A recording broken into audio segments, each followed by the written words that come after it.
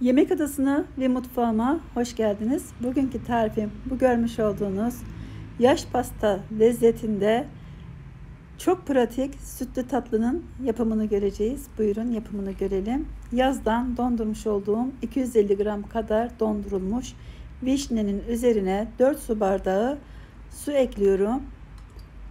Hazır vişne suyu da kullanabilirsiniz. 2 tatlı kaşığı kadar toz şeker ekleyerek kaynamaya başladıktan sonra 10 dakika kadar daha kaynatıp ocağın altını kapatıyorum. Burada bir paket vanilyalı puding var. Üzerine hazırlamış olduğum vişne suyundan ekliyorum. Tarifinde 3,5 su bardağı süt yazıyor. Ben 2,5 su bardağı vişne suyu kullandım. 1 su bardağı eksik kullanıyorum tarifinden. Güzelce soğuk haldeyken karıştırıyorum. Daha sonra ocağın üzerine alıp muhallebi kıvamına gelene kadar devamlı karıştırarak pişiriyorum. Evet, göz göz atmaya başladı. Kıvamını buldu. Artık ocağın altını kapatabiliriz. Gayet güzel oldu. Hazır vişne suyu da kullanabilirsiniz.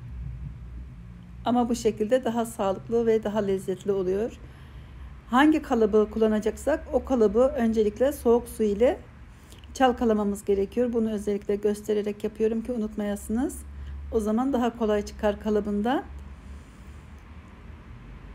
Şimdi pudingimizi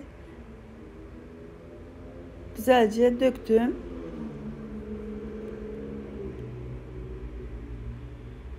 Şöyle bir tahtanın veya bir tabanın üzerine alırsanız taşıması daha kolay olur.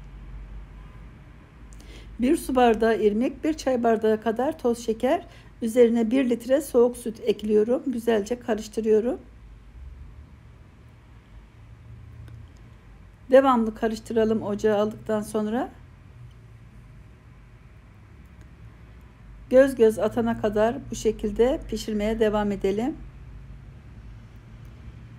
Daha sonra 1 tatlı kaşığı kadar tereyağı ekleyelim. Güzelce karıştıralım. Ocağın altını kapatmadan önce 1 paket vanilin ekleyelim. Karıştıralım. Artık ocağın altını kapatabiliriz.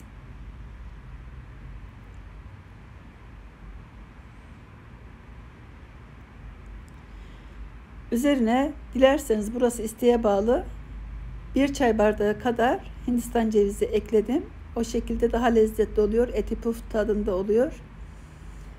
Şimdi artık muhallebimizin de üzeri donmuş. Yarısını dökelim. Güzelce düzeltelim üzerine. Dilerseniz üzerine şimdi bu şekilde kepekli bisküvi yerleştirebilirsiniz. Hem yaş pasta tadında olur. Öz sütte yediğimiz yaş pastalar gibi olur. Çok lezzetli oluyor bu şekilde. Eğer bisküvi yoksa da kullanmak zorunda değilsiniz. Diğer geri kalanını da güzelce üzerine döküp düzeltelim.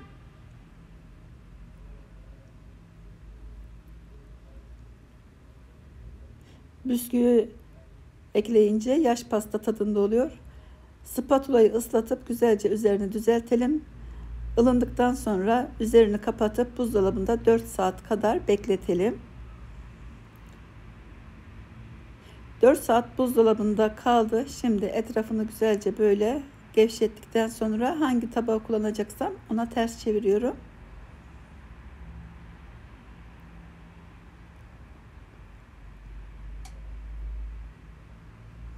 Islattığımız için kolaylıkla çıkacaktır. Evet, gayet güzel. Bu şekilde de sunum yapabilirsiniz ama isterseniz üzerini içinizden geldiği gibi süsleyebilirsiniz. Krem şanti kullanabilirsiniz veya krema kullanabilirsiniz ama ben bu şekilde yapıyorum. Daha sağlıklı, daha hafif oluyor. Etrafını da güllerle süslemek istedim. Kokulu yenilebilen güllerle.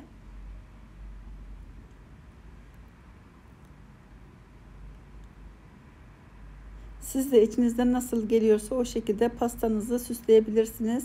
Hem pasta tadında hem de sütlü tatlı tadında güzel bir tarif oldu. Hem de çok ekonomik, herkesin evinde olan malzemelerle yapılabilen tatlı tarifi.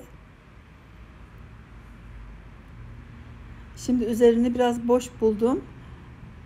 Onu da bu şekilde yapmak istedim. İsterseniz fıstık tozu, isterseniz de Hindistan ceviziyle şekil verebilirsiniz üzerine. Elinizle güzelce böyle şeklini verin. Evet, gayet güzel oldu.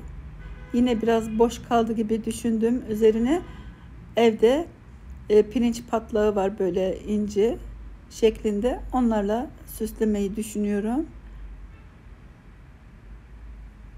Veya gül yaprakları dökebilirsiniz üzerine. O şekilde de güzel olur.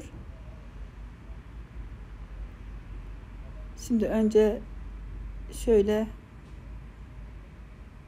şekerlemeden dökmek istiyorum.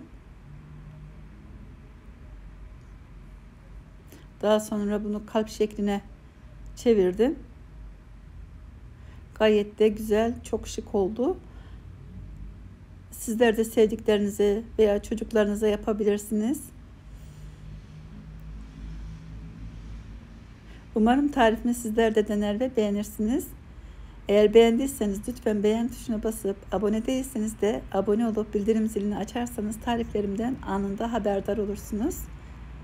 Bakınız gayet güzel ve çok şık oldu. Dilerseniz keselim.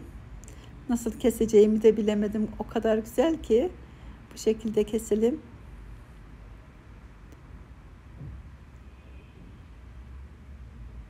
Tam kıvamında gayet güzel, şık bir sütlü tatlı oldu.